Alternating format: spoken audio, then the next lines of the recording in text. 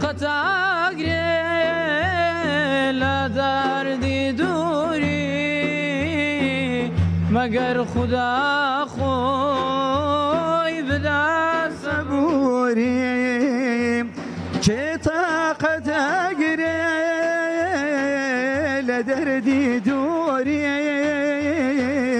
مگر خدا خوی بدا صبوری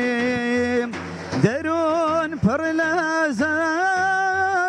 زمم گرانم دوای دردکم پیغمبر جانم وی دوای دردکم ولا مدینم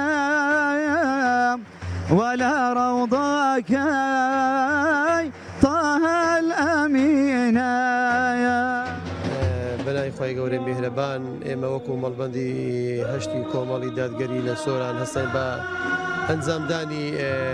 ئاهەنگێکی خێنزیرانە بە بۆی داگۆنی پێغەمبەر صلی الله علیه و سلم کە لەم ئاهەنگەدا کە چەندین و تە و قسەی بەسوود و بەکەڵ کرا کە جیل و نەوەی داهاتوو زەرورە ئاشنا بکرێت بە سیرە و ژیانی پێغەمبەر صلی الله علیه و سلم چونکە لەم سەردەمەدا گەنجان بێ ئاگان لە ژەنامەی پێغەمبەر صلی الله علیه و سلم بێ ئاگان لە پێشەوا و سەرکردەی خۆیان پێویستە ئاگات پەروەردە بکرێن بەرچاو ساغ بکرێن کە ئەو ڕۆڵانە ڕۆشنبیر بکرێن بە ژەنامەی پێغەمبەری خوا صلی الله علیه و آله و سلم. ئێمە بە پێویستی ئەزانین ئێمە کە لە ئومەتی پێغەمبەری خوای صلی الله علیه و سلم لە هەموو کەس لایەقتری ئێمەیە کاتێک لە هەر شوێنێک باسی پێغەمبەری خوای تیا بکرێ واتە هەر مناسەبەیەک ببەستێ لە پێناو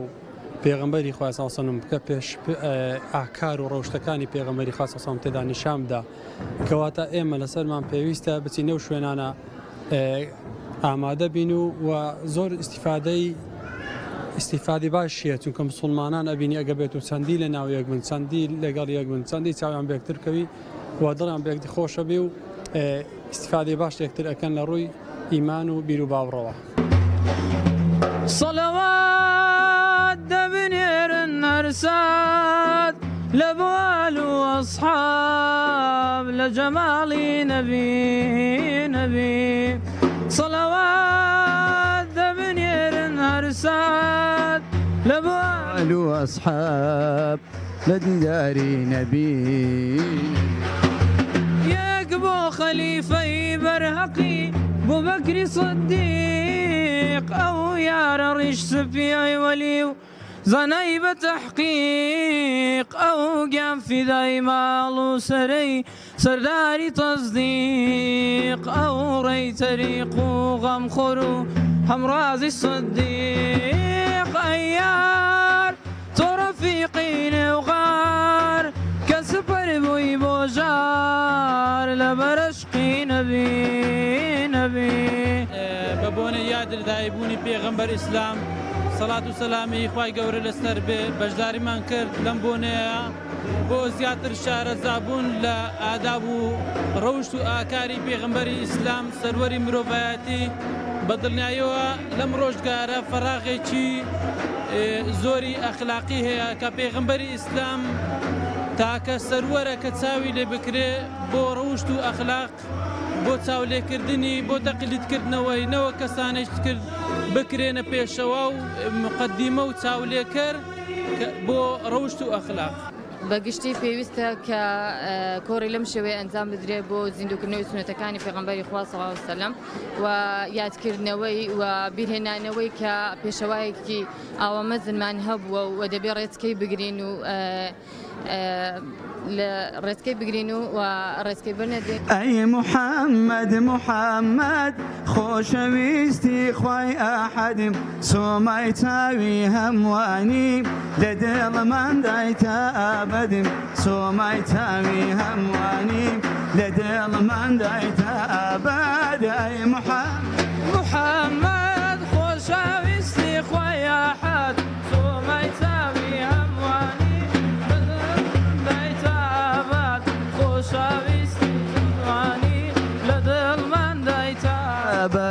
محمد محمد پیغمبرا پیشوا و همرابرا نبی و رسول خوایا تنها او تنزي سارا نبي ورسول خوايا تنها او تنزي سارا اي محمد محمد خۆشەویستی خۆی یاحەد سومای زۆوی هەموانی بەدوێڵ مندای تابات